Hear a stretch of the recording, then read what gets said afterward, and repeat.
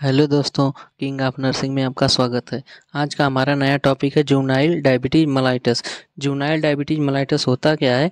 जो juvenile diabetes mellitus होता है उसमें जो बच्चे होते हैं उसमें डायबिटीज मतलब ग्लूकोज का लेवल क्या होता है, इंक्रीज हो जाता है और उसको हम लोग बोलते हैं जुवेनाइल डायबिटीज मेलाइटस। तो इसका हम लोग चलिए इंट्रोडक्शन देखते हैं। क्या है juvenile diabetes mellitus? Also known as the type 1 diabetes. It is a chronic condition that occurs the when body immune system destroy the insulin produced cell in the pancreas। मतलब juvenile diabetes mellitus also known as type 1 diabetes. इसको हम लोग जो diabetes mellitus होता है 2 types का होता है। इसको हम लोग टाइप 1 भी बोलते हैं क्योंकि ये इंसुलिन डिपेंडेंट होता है। दूसरा टाइप क्या है? नॉन इंसुलिन डिपेंडेंट, जो कि हम लोग आगे पढ़ेंगे। तो इसमें क्या होता है, when the body immune system destroy, जब हमारे बॉडी का इम्यून सिस्टम अटैक कर देता है किसको, पैनक्रियाज को, या किसी इटियोलॉजिकल फैक्टर के कारण किसी भी काजे से हमारा पैनक्रियाज जब डिस्ट्रॉय होता है तो उसमें एक बीटा सेल पाई जाती है जो इसका काम होता है इंसुलिन को सिक्रीट करना। जब पैनक्रियाज अफेक्ट हो जाएगा, पैनक्रियाज डिस्ट्रॉय हो जाएगा तो बीटा सेल भी डिस्ट्रॉय हो जाएगी, तो इंसुलिन का फंक्शन प्रॉपर नहीं हो पाएगा। जो इंसुलिन हमारा हार्मोन है प्रोड्यूस नहीं हो पाएगा, जिसकी वजह से बच्चे में ग्लूकोज का अमाउंट ज़्यादा हो जाएगा। अब हम लोग जुवेनाइल डायबिटीज मेलाइटस का डिफिनीशन देखते हैं क्या होता है। It is a condition which result when pancreas is unable to produce and secrete insulin and depends on exogenous insulin to prevent ketosis and preserve life. इसमें क्या है, इट इज कंडीशन, एक ऐसी कंडीशन होती है जिसका रिजल्ट क्या है, पैनक्रियाज इज अनेबल, जो हमारा पैनक्रियाज होता है वो डिस्ट्रॉय हो जाता है, जिसके कारण पैनक्रियाज की बीटा सेल जो होती हैं वो अनेबल हो जाती हैं, इंसुलिन का सीक्रेट प्रॉपर अमाउंट में नहीं कर पाती हैं। ठीक जितना हमारी बॉडी को डिमांड होती है उतना नहीं प्रोड्यूस हो पाता है, तो उसी के कारण हमें क्या करना पड़ता है, एक्सोजेनियस इंसुलिन लेना पड़ता है।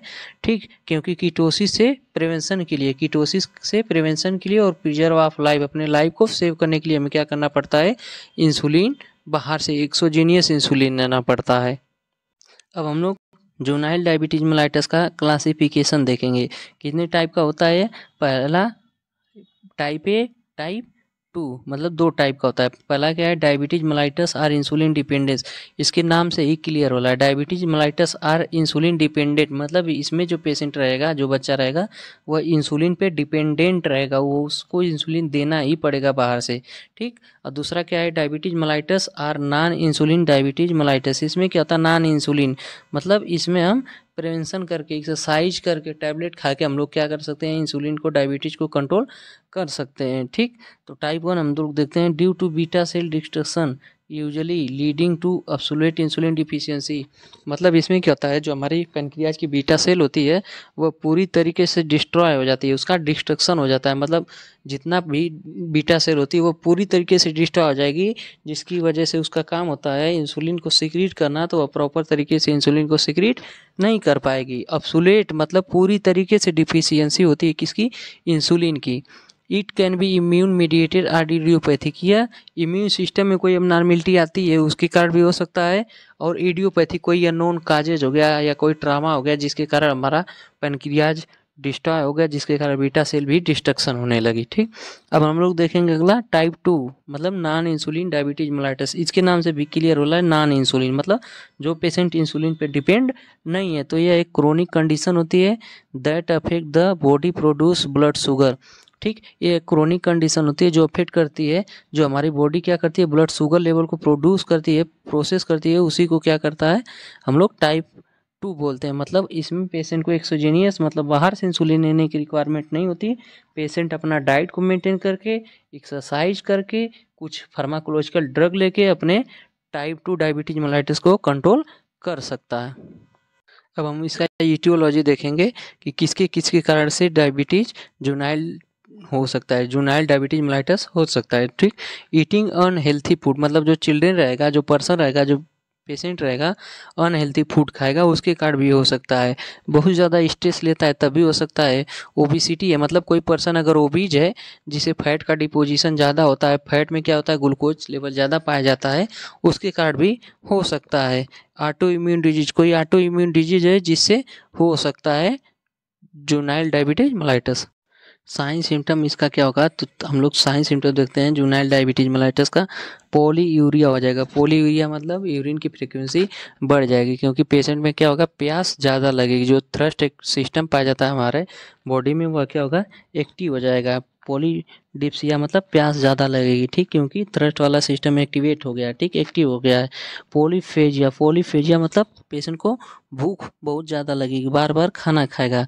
फटीग, और उसको थकान भी रहेगी, क्योंकि जो ग्लूकोज होता है उसको प्रॉपर तरीके से मिल नहीं पाता है, क्योंकि ग्लूकोज का लेवल तो हुआ है ज़्यादा, लेकिन उसकी बॉडी को नहीं मिल पा रहा है, तो उसको फटीग हो गई, ठीक। ब्लड विजन, ब्लड विजन मतलब धुंधला दिखेगा पेशेंट को। स्लो हीलिंग ऑफ कट्स मतलब जहाँ पे क्या होगा, चोट हो जाएगी, इंजरी हो जाएगा, वह थोड़ा लेट घाव ठीक होगी, ठीक। वेट लॉस हो जाएगा, पेशेंट का वेट क्या होगा, बहुत तेज़ी से लॉस होगा। अब इसका रिस्क फैक्टर हम लोग देखेंगे, किसके किसके कौन कौन से रिस्क फैक्टर कारण होता है। तो रिस्क फैक्टर क्या है, लाइफ स्टाइल अगर सही तरीके से नहीं है, पेशेंट एक्सरसाइज नहीं करता है, तब भी हो सकता है। ओबिसिटी हम लोग कारण देखे ही हैं।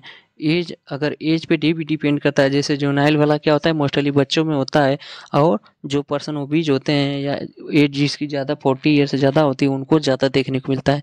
स्ट्रेस एंड स्लीप, किसी पेशेंट को क्या है, स्ट्रेस ज़्यादा है, और कोई पेशेंट का स्लीपिंग पैटर्न अब नॉर्मल तरीके से तभी देखने को मिल सकता है। मेडिकल कंडीशन, कोई मेडिकल कंडीशन है जिससे क्या है, पेनक्रियाज में इन्फेक्शन हो गया है, जिसके कारण बीटा सेल डिस्ट्रक्शन हो जाएगा, तभी हो सकता है। डाइट अगर सही नहीं है, तब भी जुवेनाइल डायबिटीज मेलाइटस हो सकता है। जेनेटिक हिस्ट्री, कोई जेनेटिक कंडीशन है, जेनेटिक क्रोमोसोमल में अबनॉर्मलिटी है, तभी क्या हो सकता है। प्रिवेंशन हम लोग देखेंगे इसका, क्या क्या प्रिवेंशन होते हैं। तो एवॉइड एल्कोहल, मतलब एल्कोहल को हमें इसमें एवॉइड करना है। कोई स्मोकिंग नहीं करना है, नो स्मोकिंग, ठीक। प्रॉपर एक्सरसाइज करना है मॉर्निंग में, इवनिंग में, ठीक। कीप नॉर्मल वेट, अपने वेट को, जो बॉडी हाइट है, जो एज है, उसके अकॉर्डिंग हमें वेट को मेंटेन करके रखना है। ओबीज नहीं होना है। एवॉइड जंक फूड, जो भी जंक फूड है उसको हमें क्या करना है, एवॉइड करना है। अब हम लोग इसका मैनेजमेंट देखेंगे, क्या क्या मैनेजमेंट करेंगे जुवेनाइल डायबिटीज मेलाइटस में। योगा एंड एक्सरसाइज, क्या करना है, योगा और एक्सरसाइज हमें डेली करके ग्लूकोज लेवल को हम मेंटेन कर सकते हैं।